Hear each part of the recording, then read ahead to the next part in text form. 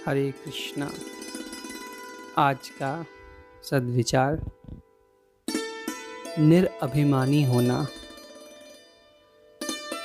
सरल चित्त होना, मृदुभाषी, शांत होना, ये सब सद्गुण कैसे किसी के जीवन में आ सकते हैं। कोई व्यक्ति क्या उपाय करे कि वह निरअभिमानी हो जाए। प्रायः ये देखा जाता है कि व्यक्ति मद छोड़ नहीं पाता, अभिमान को त्याग नहीं सकता। बोलने में अभिमान, चलने में अभिमान, खाने में अभिमान, सोने में अभिमान, हर जगह अभिमान का ही मानो वह प्रतीकात्मक पुतला बना फिरता रहता है। यह अभिमान एक ऐसा दुर्गुण है जो हमें अच्छा बनने दे नहीं सकता। चाहे लाख हम कितनी ही अच्छाई क्यों ना करें, एक अभिमान रूपी दुर्गुण उन लाख अच्छाइयों को मिटा देता है। ठीक उसी प्रकार किसी का सुंदर धवल उज्ज्वल चेहरा कितना ही साफ क्यों ना हो, बना संवरा क्यों ना हो, अगर उस सुंदर धवल उज्ज्वल साफ बने हुए सुंदर चेहरे पर एक बिंदु कालिख की लग जाए तो सब सुंदरता को ना देखते हुए कोई यदि देखेगा तो केवल उस लगे हुए कालिख छोटे से बिंदु को ही। उस छोटे से बिंदी ने संपूर्ण सुंदरता को व्यर्थ कर दिया। ठीक उसी प्रकार हमारा अभिमान जो हमारे स्वभाव में आ जाता है, वह हमारी अच्छाइयों को प्रकट होने नहीं देता, हमें एक अच्छा व्यक्ति बनने से रोकता है। और अपने उस अभिमान के हम ऐसे वशीभूत हो जाते हैं कि हम जान ही नहीं पाते कि कब वो हमारे स्वभाव में ही आ गया है। जीवन में बहुत सारे ऐसे क्षण आते हैं जब हम स्वभाव से अभिमानी हो जाते हैं और कई गलतियों पर गलतियां करते हुए ये देख नहीं पाते कि हम कहाँ गलत हैं।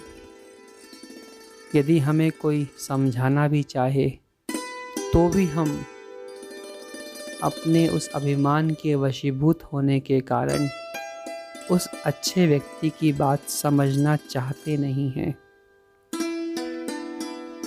यदि कोई हमारी निंदा भी करे तो शास्त्र तो कहते हैं, निंदक नियरे राखिए, आंगन कुटी छवाए, बिन साबुन पानी बिना निर्मल करत सुहाए।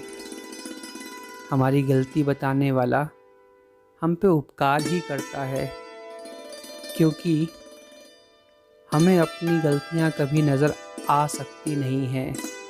कारण अभिमान ही है।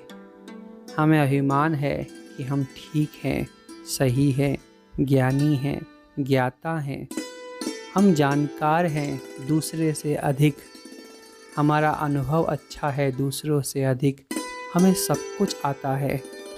ये अभिमान हमें समझने देता ही नहीं है, यदि कोई हमें समझाना भी चाहे तो।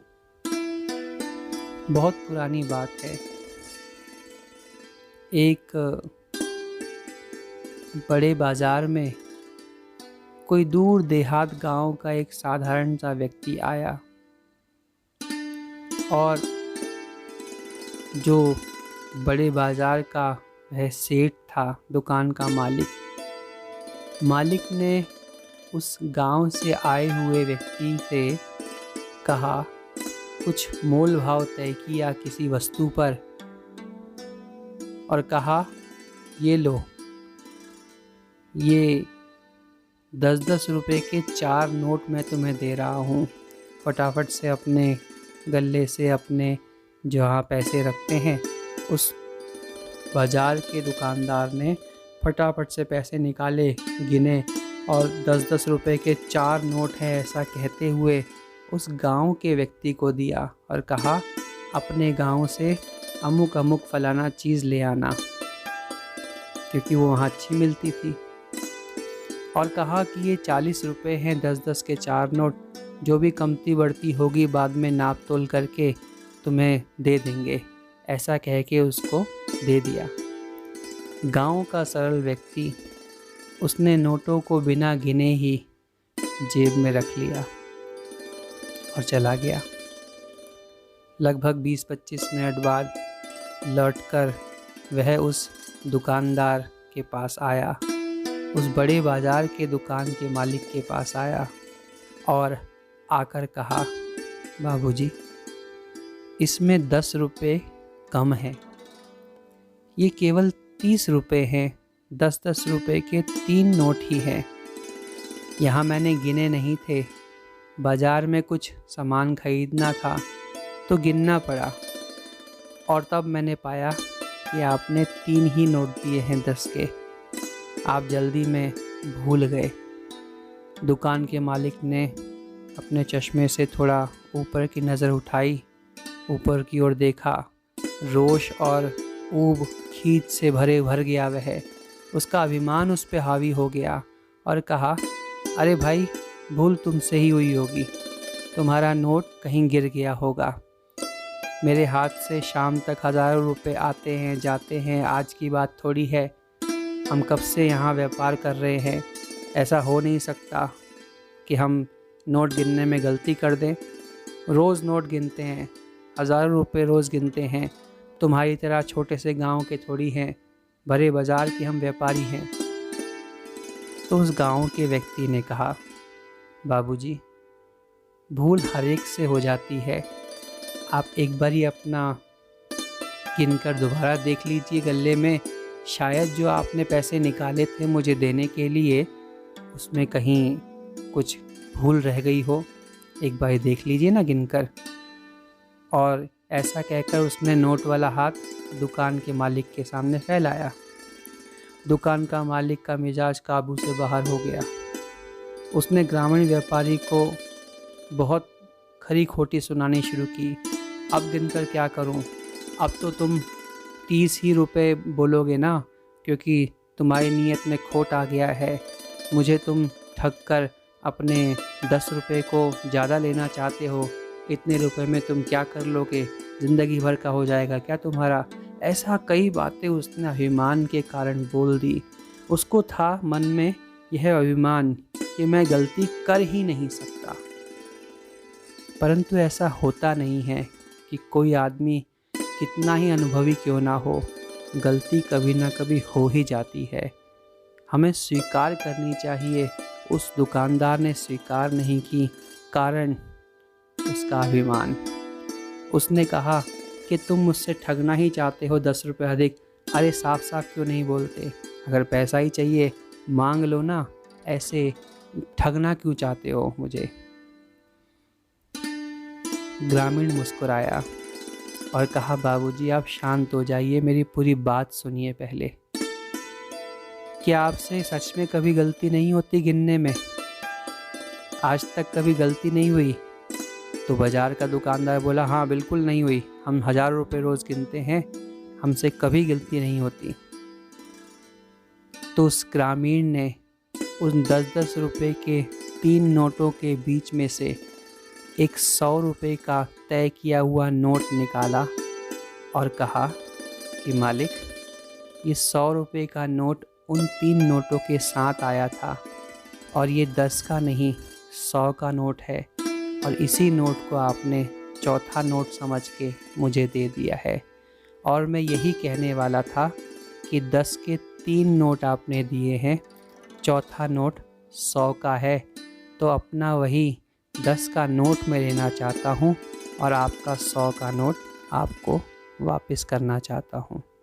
लीजिए, यह आपका है, कहकर वह दुकान से चला गया। दुकान का मालिक अब बोलता क्या, देखता रह गया। इस हम सब की स्थिति है। हम अपनी गलती को स्वीकार करना चाहते ही नहीं हैं। हमारा अभिमान कहता है कि हम इतने अनुभवी, इतने ज्ञानी, इतने पढ़े लिखे, हम सब कुछ जानते हैं, और यदि कोई हमें बताना भी चाहे तो उस समय हम क्रोधित होकर स्वीकार नहीं करते। इसीलिए यदि हम इस अभिमान को त्याग कर श्रेष्ठ बनना चाहते हैं तो हमें सरलता से अपने अवगुणों को स्वीकार करने की आदत डाल लेनी चाहिए। और ये आदत आएगी कैसे?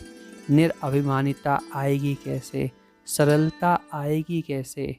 सरलता आएगी समर्पण से। अपना सर्वस्व भगवान को समर्पण करें। सरलता से यकीन मानिए, यदि आप भगवान के नामों का उच्चारण ईमानदारी से नित्य प्रति करेंगे, आपके अंदर अवगुण रह सकते नहीं हैं। यह शास्त्र, साधु सभी का मत है। कल्याणार्थ सदा जपें हरे कृष्ण कृष्ण कृष्ण हरे हरे, हरे राम राम राम हरे हरे।